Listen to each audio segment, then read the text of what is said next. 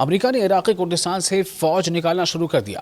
امریکی انخلا خطے میں سیکیورٹی خدشات بڑھ گئے ہیں۔ اس انخلا سے اور امریکہ نے عراقی کردستان سے اپنی فوج اور فوجی سامان نکالنے کا عمل شروع بھی کر دیا ہے۔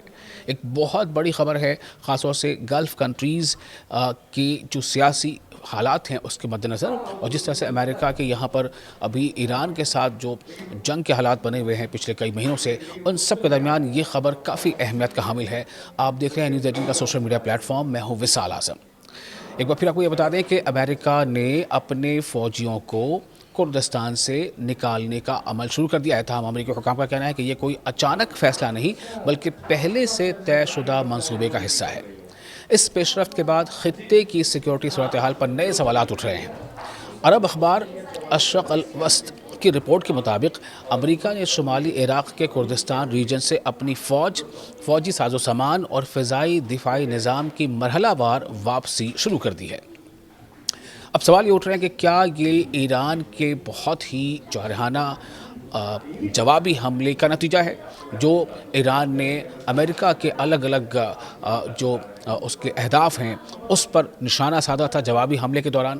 جب امریکہ نے ایران پر حملہ کیا تھا تو ایران نے امریکہ کے جتنے بھی بیسز ہیں یا جو ملٹری انسٹالیشنز ہیں الگ الگ ملکوں میں، چاہے وہ عراق ہو یا پھر وہ UAE ہو یا اردن ہو یا قطر ہو، ان تمام جگہوں پر، یا کویت ہو، کیا یہ اس کا نتیجہ ہے؟ ایک سوال یہاں پر ہے۔ کردستان ڈیموکریٹک پارٹی کے سربراہ مسعود بارزانی کے میڈیا مشیر کفاح محمود نے کہا ہے کہ یہ مکمل انخلا نہیں ہے بلکہ پہلے سے تیار کیا گیا منصوبہ ہے، پلاننگ ہے۔ ان کے مطابق میڈیا میں آنے والی یہ خبریں کہ امریکہ نے عراق مکمل طور پر چھوڑ دیا ہے، درست نہیں ہے، یہ ان کا کہنا ہے۔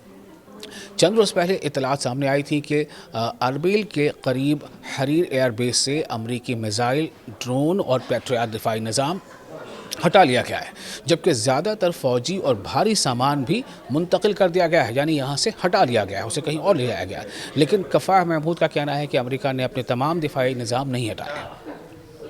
اس نے اتنی دفاعی صلاحیت برقرار رکھی ہے جو خطے میں اپنے مفادات کے تحفظ کے لیے کافی سمجھی جا رہی ہیں۔ انہوں نے مزید بتایا کہ انبار صوبے کے مختلف امریکی اڈوں سے فوجیوں کو پہلے ہی حریر ایئر بیس منتقل کیا گیا تھا اور اب وہاں سے انہیں دوسرے کنٹریز بھیجا جا رہا ہے۔ اس عمل میں فوجی اہلکار، گاڑیاں، سامان، یعنی فوجی گاڑیاں، سامان اور فضائی دفاعی نظام بھی شامل ہے۔ رپورٹس کے مطابق کردستان ریجن میں روایتی امریکی فوجی اڈہ موجود نہیں، بلکہ وہاں امریکی مشیر عراقی فوج اور کرد پیشمرگہ فورسز کو تربیت دیتے رہے ہیں۔ دوسری جانب یہ بھی بتایا گیا ہے کہ حریر ایئر بیس اور کردستان کے دیگر علاقوں پر ایران کی حمایت یافتہ عراقی گروپوں کی جانب سے بار بار ڈرون اور میزائل حملے ہوتے رہے ہیں۔ رپورٹ میں کہا گیا ہے کہ صرف جولائی کے مہینے میں ہی کردستان پر 88 ڈرون اور میزائل حملے ہوئے ہیں، جن میں 10 افراد ہلاک اور 15 زخمی ہوئے۔ مقامی ذرائع کا کہنا ہے کہ امریکی انخلا کے بعد بھی ایسے حملے رکنے کا امکان کم ہے، البتہ پیشمرگہ فورسز نے حال ہی میں ایسے دفاعی نظام حاصل کیے ہیں جن کی مدد سے کچھ ڈرون حملے ناکام بنائے گئے۔ وہیں دوسری جانب امریکی اخبار وال اسٹریٹ جرنل نے بھی رپورٹ کیا ہے کہ امریکہ مشرق وسطیٰ میں یعنی مڈل ایسٹ میں اپنی فوجی موجودگی کا دوبارہ جائزہ لے رہا ہے، خاص طور پر ایران کے ساتھ حالیہ کشیدگی اور مسلسل حملوں کے بعد۔ ادھر عراق میں ایران کے قریبی مزاحمتی گروپ پہلے ہی امریکی حملوں کا جواب دینے کی دھمکیاں دے چکے ہیں، جبکہ بغداد حکومت نے ان گروپوں کو ہتھیار ڈالنے کے لیے ستمبر تک کی مہلت دی ہے۔